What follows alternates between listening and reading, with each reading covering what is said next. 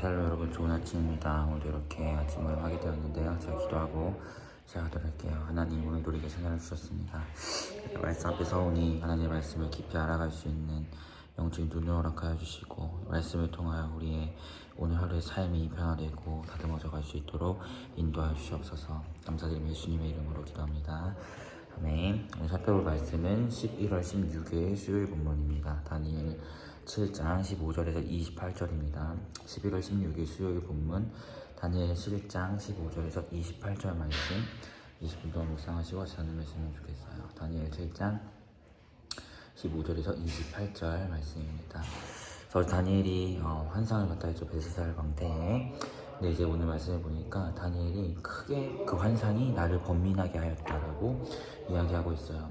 특별히 그가 번민했던 이유 중에서 특별히 19절을 보면 네 번째 나타난 네 번째 짐승의 환상이 너무나 자신의 마음을 번민하게 하였음을 이야기합니다. 왜냐하면 그 네 번째 짐승은 다른 1, 2, 3번의 짐승과는 달리 심히 무섭고 이가 쇠고 발톱은 노시고 막 부서뜨리고 짓밟고 열뿔이 있고 이런 어마무시한 모습이었기 때문에 다니엘이 환상을 보면서 번민하였지만 특히나 네 번째 나타난 짐승을 보고서는 더더욱 그 마음이 심란했다는 것을 우리가 말씀을 통해서 보게 돼요.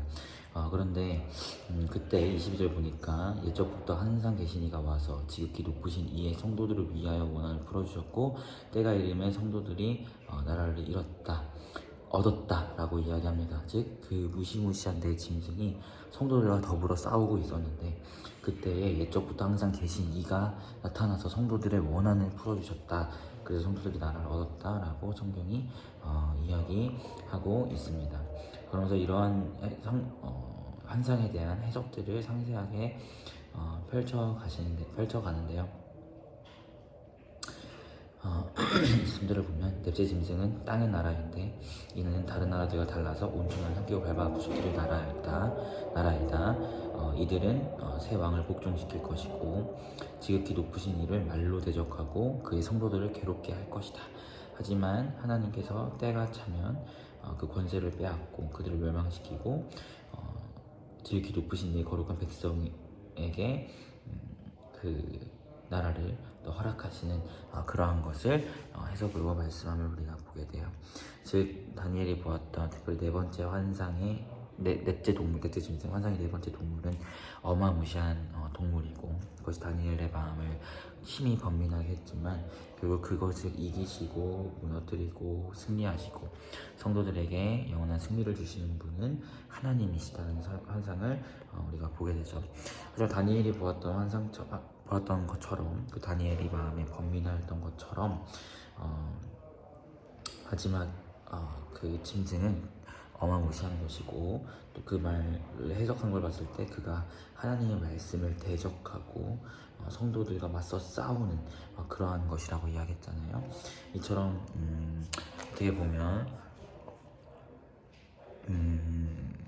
이 네 번째 짐승이 로마를 이야기한다고도 볼 수 있지만 또 더 넓게 봐서는 이 마지막 때에 하나님의 말씀을 반역하고 성도들을 괴롭히고 또 성도들을 억압하는 이러한 존재라고도 우리가 또한 볼 수 있을 것 같아요.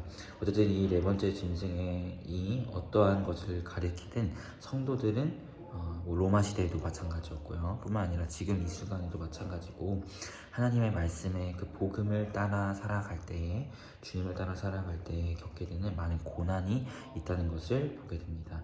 하지만 환상을 통해서 말씀하고 있는 것이 결국 뭡니까?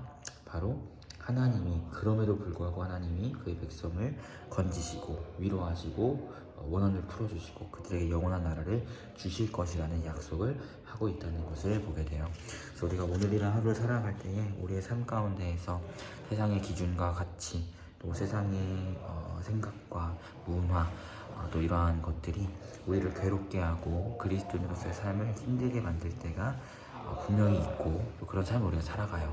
하지만 우리가 그 가운데서 기억하였으면 좋겠는 것은 그 세상의 괴롭힘과 어려움이 아니라 우리가 기억했으면 하는 것은 바로 예수 그리스도입니다. 그 모든 것 위에 뛰어난 영원전부터 계셨던 그리스도 예수를 기억하였으면 좋겠고 그 그리스도 예수님께서 우리에게 구원을 허락하셨으며 모든 승리를 주셨으며 우리의 원한을 풀어주시고 그리고 우리에게 영원한 나라를 허락하실 것이라는 이 사실을 기억하면서 여기 소망을 두며 나아가였으면 좋겠습니다. 정말 네 번째 짐승과 같이 이 세상이 네 번째 짐승을 본 다니엘의 마음과 같이 이 세상이 우리를 번민하게 만들고 고민하게 만들고 힘들게 만드는 것들이 많지만 그럼에도 불구하고 하나님이 우리에게 제시하는 것은 그런 힘듦 위에 우리를 이끄시고 우리에게 위로하시고 우리에게 하나님의 나라를 허락하시는 하나님이 있다는 사실을 말씀하시니까요. 오늘 하루 그 하나님을 붙잡고 그 하나님으로 인하여 힘차게 살아가는 여러분이 되시기를 소망합니다. 자, 기도하도록 할게요. 하나님, 다니엘이 네 번째 짐승을 보고 심히 번민하였던 것처럼 세상을 바라볼 때, 세상의 기준으로 볼 때 세상의 기준과 가치가 우리를 힘들게 할 때가 있음을 봅니다.